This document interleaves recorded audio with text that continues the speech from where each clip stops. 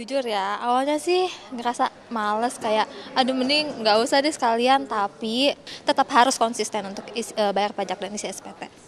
Sebenarnya sih kalau ngisi SPT kan nggak ribet ya, bisa online apa segala macam. Cuman dengan adanya kejadian ini sih berdampak juga kepada kita ya, jadi kita jadi kayak malas juga ngisi SPT buat apa gitu, ngisi SPT kalau misalkan ternyata di dalamnya sendiri itu udah banyak yang nggak jelas. Kalau pengaruhnya sih buat aku bukan ke aku bayar SPT-nya ya, tapi lebih ke kepercayaan publik aja sih gitu kan. Kan kita bayar pajak nih, tapi masa digunain dengan tidak baik sih. Juga terkait SPT, saya udah mengisi dan sebenarnya saya wajib lapor untuk pemberitahuan ini. Tapi dengan adanya pemberitaan dan juga banyaknya pejabat-pejabat pajak yang nggak memberikan contoh, saya jadi malas Mbak sebenarnya. Jadi bagaimana supaya oknum ini tidak lagi ada? Jadi hanya satu-satunya ini saja dan tidak ada lagi lainnya. Kita coba tanya dulu deh sama Pak Permana yang memang berkecimpung di sana, yang memang mengamatinya dari luar. Silakan Pak Permana, masukan dari Anda. Mungkin bisa digunakan mikrofonnya Pak Permana. Oke, baik Mbak Brigita. Jadi kalau boleh saya menyimpulkan tadi ya, bahwa satu, saya sangat setuju dengan tadi Prof. Hendrawan sampaikan. Satu, pertama whistleblower itu harus digunakan. Jadi kalau ada masyarakat yang merasa ada orang-orang yang memang tidak tepat dengan jabatannya tertentu, kemudian memiliki harta yang terlalu berlebihan, itu tentu bisa dilakukan, melaporkan kepada institusi yang terkait. Itu satu. Yang kedua, kalau saya melihat usulan untuk Direktorat Jenderal Pajak pun, artinya aparat-aparat pengawasan, baik yang berada di dalam internal Direktorat Jenderal Pajak, maupun di Kementerian Keuangan, maupun juga tingkat yang lebih tinggi, bekerja lebih secara sistematis. Saya sangat setuju dengan Pak Yon sampaikan tadi, mengawasi apakah pemeriksa misalnya, pemeriksa pajak yang tidak seharusnya diperiksa dia jadi periksa misalnya. Itu yang hal yang kedua. Yang ketiga yang saya rasakan mungkin perlu dilakukan adalah memperkecil ruang pertemuan antara petugas pajak dengan wajib pajak dengan menggunakan digitalisasi. Saya rasa dengan menutup ruang-ruang seperti itu, opportunity menjadi lebih kecil, tentunya ke depan kita akan menata kehidupan yang menjadi lebih baik dengan paling tidak meminimais hal memberikan kesempatan untuk terjadinya korupsi. Itu dari saya Mbak Brigita. Pak Prof, silahkan Pak Prof. Ya, memang ini susah ya. Sebab kalau ini mudah, kita sudah muncul menjadi satu negara dengan sistem yang hebat, dengan tata kelola yang teruji, dengan reputasi yang tinggi dan muncul menjadi high trust society. Masyarakat dengan tingkat kepercayaan, dengan radius integritas yang tinggi. Jadi apa yang disampaikan Mas Permana itu setuju, hanya memang yang menjadi pikiran kami adalah ini kan kita berkali-kali membunuh oknum. Muncul oknum baru, kita bunuh lagi. Muncul oknum baru, kita bunuh lagi. Sampai kapan ini?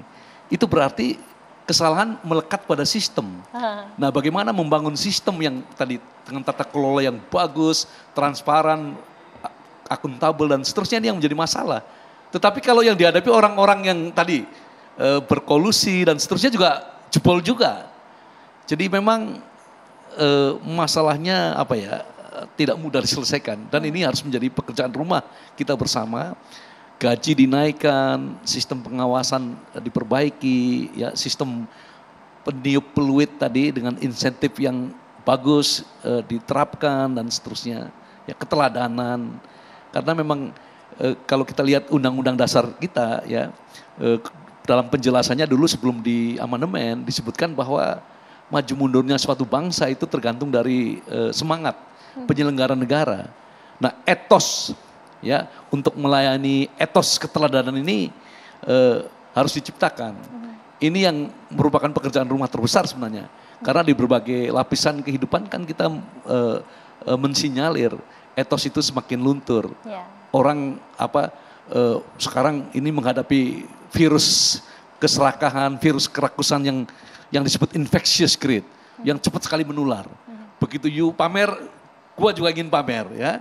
Nah penyakit seperti ini ada dalam alam material, dalam sistem ekonomi pasar seperti sekarang. Jadi memang ini pekerjaan rumah yang berat dan tidak ada solusi jangka pendek, tapi bagi saya keteladanan ya ini faktor yang sangat penting dalam kehidupan kebersamaan kita. Karena revolusi Perancis pun juga penyebabnya adalah pajak. Dan ini kita juga khawatir karena itu. Kalau ini diteruskan dan tidak diperbaiki, hal-hal karena ketidakadilan yang tadi di awal Prof sampaikan itu bisa menimbulkan keracuan. Pak Yon, ini Pak Yon harus memberikan closing statement, silahkan. Baik, terima kasih Mbak Brigita. Sebagaimana komitmen kami sampaikan Bu Menteri kemarin, kita komitmen untuk terus memperbaiki diri ya. Artinya sebagai saya sampaikan tadi, permasalahan datang menunjukkan ada ruang untuk kita yang harus masih kami perbaiki, itu tentu terbuka. Kemudian tadi sampaikan Prof juga, kami harus tentu kita lihat bahwa Kementerian Keuangan ini salah satu yang kemarin sudah diberikan insentif yang lebih baik. Dan ini kami bisa sampaikan bahwa memang tentu seharusnya dengan insentif yang baik ini kita bekerja, dan kami bisa sampaikan kami sudah bisa sebenarnya menarik talent yang quite kompetitif di pasar tenaga kerja di luar sebenarnya, dan ini kita sudah bisa lihat sehingga seharusnya tidak lagi terjadi case-case yang tidak diharapkan sebenarnya begitu. Nah kemudian kami tentu berharap, tadi ada cuplikan iklan tadi ya, bahwa ada ketidakpercayaan masyarakat tidak mau membayar dan sebagainya. Tentu kami tidak berharap seperti itu, karena bagaimanapun kami tentu berharap masyarakat kita, kasus kami komitmen untuk kita selesaikan, dan kita harus kembali kepada fokus pembayaran pajak ini, karena kita melihat 3.000 triliun anggaran kita tahun 2023 ini tentu anggaran kembali lagi kepada masyarakat. Nah, sebagaimana contoh misalnya tahun kemarin 500 triliun kita anggarkan untuk subsidi energi, ini toh juga kembali kepada masyarakat.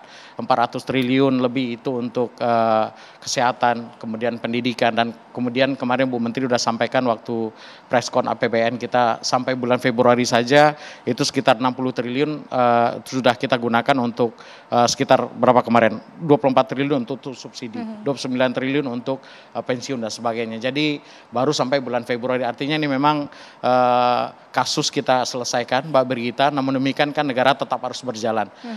Terlalu mahal ongkosnya kalau kemudian satu kasus kemudian membuat kita harus berhenti beroperasi negaranya begitu ya, sehingga kami Direktorat Jenderal Pajak Kementerian Keuangan kami berkomitmen menyelesaikan kasus. Di sisi yang lain kami juga mohon dibantu dari para stakeholders, kami juga tetap fokus untuk menjalankan tugas-tugas kami dengan baik untuk menyelesaikan di pajak tadi target 1.716 triliun di APBN dan 2.000 triliun lebih untuk termasuk teman-teman yang di Direktur Jenderal Bea dan Cukai. Dalam jangka pendek tadi kami mengimbau di momen penutupan ini, mari 2 minggu terakhir untuk menyampaikan SPT kita wajib pajak orang pribadi. Mudah-mudahan bisa kita selesaikan. Prof, ya Pak Permana dan Mbak Brigita. Gitu. Terima kasih Pak Brigita. Terima kasih Pak Yon. Ini momen pemirsa semuanya untuk Direktorat Jenderal Pajak dan instansi lainnya berbenah. Tadi kalau Pak Prof sampaikan karena keteladanan itu menjadi penting. Instansi-instansi yang dalam tanda petik rawan ini sudah selayaknya memperbaiki diri. Inilah waktunya untuk bisa melakukan reformasi struktural agar kepercayaan publik ini bisa meningkat sehingga tidak ada lagi gerakan-gerakan yang justru memicu berhentinya operasional ataupun kong kali kong lanjutan yang membuat masyarakat akhirnya geram dan memunculkan hal-hal yang tidak kita inginkan. Mudah-mudahan saja perbaikan-perbaikan itu terjadi agar keadilan yang tadi disampaikan oleh Prof ini benar-benar bisa terwujud sehingga Pak Permana sampaikan yang dicita-citakan oleh banyak masyarakat, perbaikan itu bisa terrealisasi dengan baik. Sekali lagi terima kasih Pak Yon Arsal, staf ahli Menteri Keuangan bidang kepatuhan pajak, kemudian Pak Hendrawan Supratikno, Komisi 11 DPR RI dari fraksi PDI Perjuangan, dan tentunya Pak Permana Adi Saputra, pengamat perpajakan. Saya akhiri sampai di sini. Ingat, batas akhir pelaporan SPT 31 Maret untuk pribadi, pajak dari kita untuk kita, dan tentunya nantinya ini untuk kebersamaan dan kemajuan bangsa dan negara. Saya Brigita Manohara pamit, selamat malam, sampai jumpa.